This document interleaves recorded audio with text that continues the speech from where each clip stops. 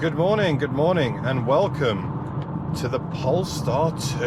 And in today's video, myself and little man are going to be doing a quick little review of the car, and we'll tell you everything you need to know about it because, quite frankly, I love the Polestar 2. What about you? You love it? Yes. Okay, so we probably want to know some things about the Polestar 2, and let's start with the colour because I think the colour looks absolutely stunning. It's called Thunder. Now, in terms of price, the Polestar 2 starts at £45,000. However, this one costs £59,000, and the reason for that is this one's got lots of options, including the Plus, the Performance, the Plus pack, the Performance pack, and the Pilot pack. Now, I'll pause the video and I'll overlay each of the packs here so you can have a look. So, well, I won't pause it. You guys can pause it to see what's in there. Now, in terms of its performance, this one here is also the, well, it's a dual motor, the long range one. On paper it says it will do 335 miles, but I'll touch on that when we get into the car. It's powered by two 150 kilowatt motors, which produces 408 brake horsepower and 487 foot-pounds of torque. It will dispatch 0 to 62 miles per hour in 4.7 seconds, a top speed of 127 miles per hour, and it weighs 2,000 kilos. We get 20-inch wheels on the Polestar 2. We've got such lovely lines. They've really nailed the styling on this. You can see we get the 4-pot, 375mm Brembo brakes with discs. I love the fact that we've got these frameless mirrors, and actually it's just got a really nice, clean, minimalistic look. But how does the Polestar 2 drive? That's the big question, isn't it? Well, first of all, I have to say, in terms of a place to be, it's lovely. I love this car's interior. This car's interior is just incredible. When I park up, I'll give you a bit more of a view of all the kind of gizmos that you get in here, but it's very, very kind of minimalistic. The seats are lovely. They're not leather, they're not Alcantara, they're a kind of, it's an interesting kind of material. Although, are they leather? They might be leather. Anyhow. Okay, let's do a quick 0 to 62 test. It should be 4.7. Hang in there, mate. Hang in there. Here we go.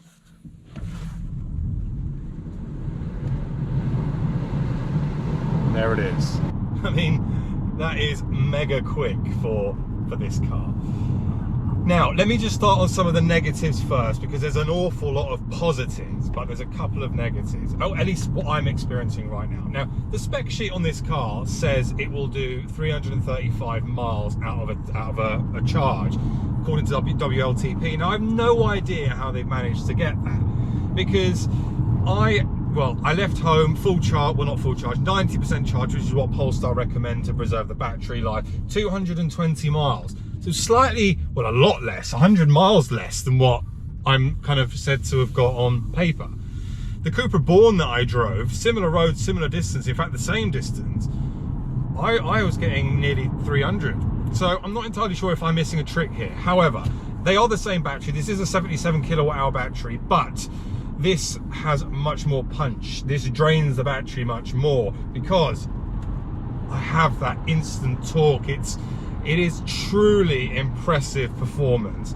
Handling, brakes, great. I mean, one of the things is very slippery and greasy, but you can really throw this car around corners, and a lot of that is thanks to the Öhlins dampers. Now, Polestar have put Öhlins dampers on this, which means not only, oh, this is so quick, not only do you get great ride comfort, but you get less body roll, which actually for a performance-based electric car is pretty spot on, if you ask me. Couple that with the Brembo brakes, you've got a great package. The chassis is great as well. I find that I just enjoy driving this. I don't feel necessarily like I'm driving an EV, but something quite special. And I've driven quite a few EVs now, and this for me actually is probably one of my favorites. I love it. Yes, this is spec'd up to the rim. It does cost 60 grand, but I think you get an awful lot of car for the money.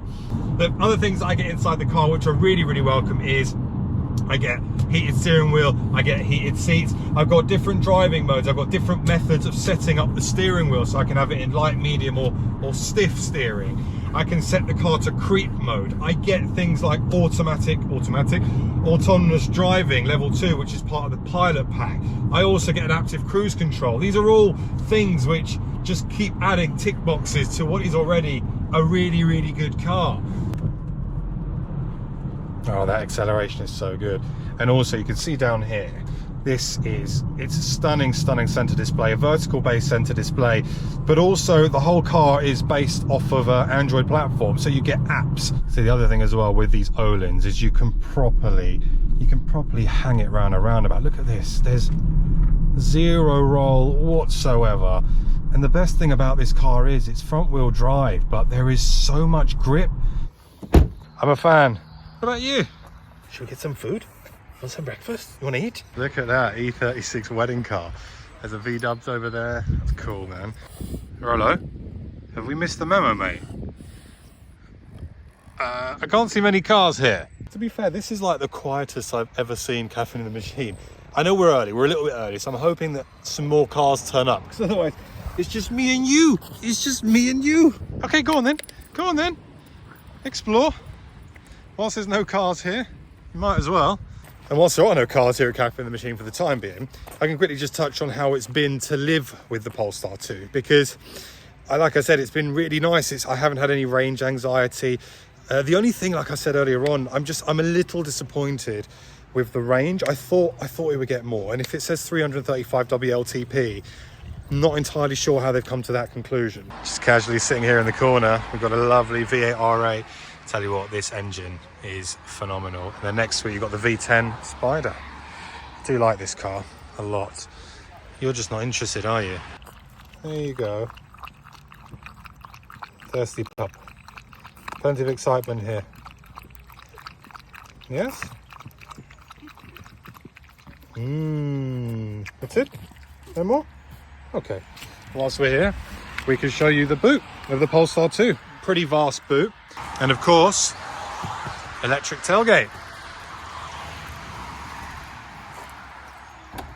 And if you look close as well, you can see that lovely light bar. So at night, this car will look really cool. It does attract an awful lot of attention, positive attention, because you still don't see an awful lot of Polestar 2s around. Majority of the cars that you still see are Tesla Model 3s. Tesla Model 3s, which have absolutely dominated the EV market, and much smaller cars as well. The Polestar 2 is a car that you don't see anywhere near as much of as you should do. And I think that's disappointing and sad because it's such a capable car. You having fun? Are you having fun? Yeah? Yes? You run around, little one. He loves it here. Do you know what? This is one of the reasons why I just like coming here, because it's such a good place for dogs. Do you know what? He is like my best friend.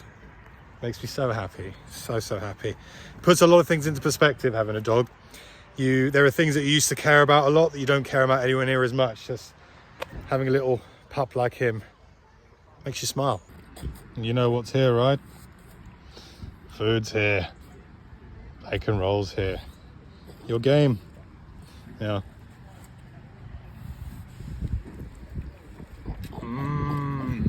So what do you think of the Polestar 2?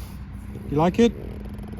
One of the things that I haven't mentioned at the moment is the charge cycle. So if you just use a normal AC charger on the Polestar 2, it will take about 8 hours to fully charge.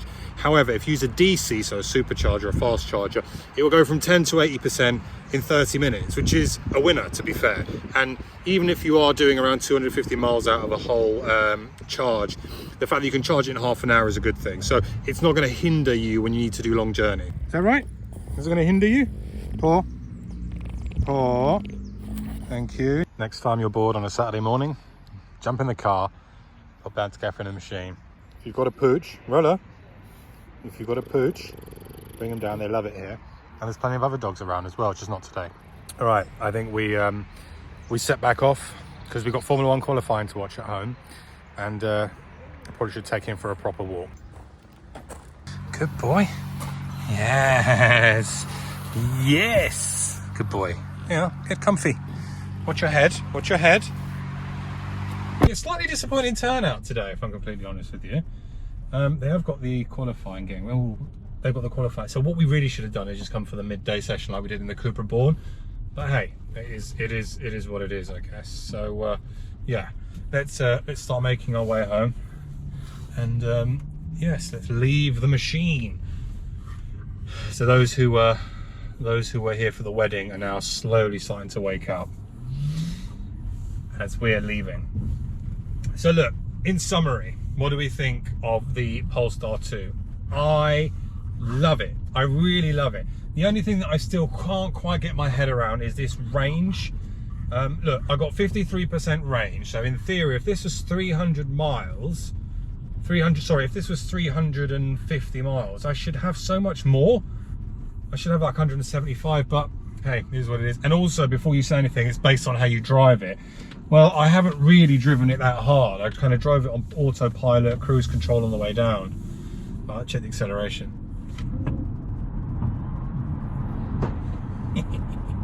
It's so good.